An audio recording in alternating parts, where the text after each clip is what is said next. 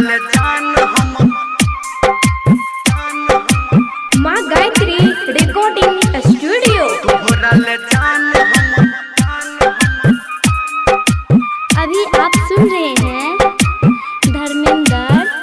निर्मलिया को। तोहरा ले जान हम हकन लोर कहानी हे गे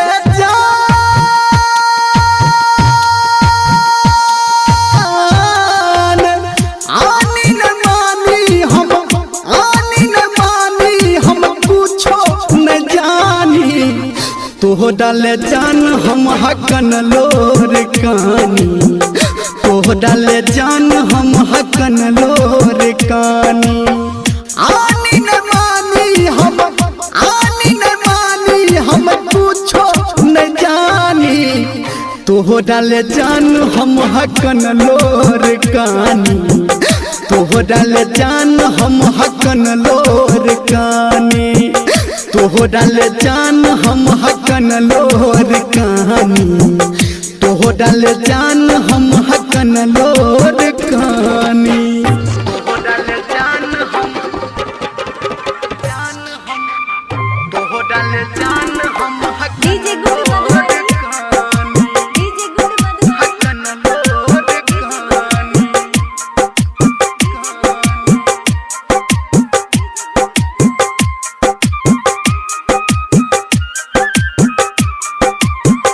तोहरा ले जान हम हकन लोर कहानी हकन लोर कहानी छोड़ दिले हमारा तू एक कदम गमिया छोड़ दिले हमारा तू एक कदम गमिया तो हट दिल हागे अखन जखमिया तो हट दिल हागे अखन जखमिया हम अपराधी छी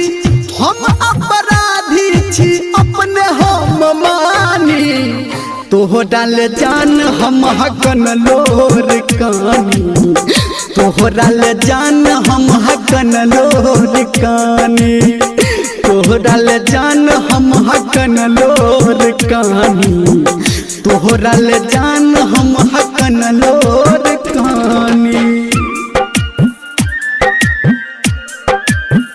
तोहरा ले जान हम तोहरा ले जान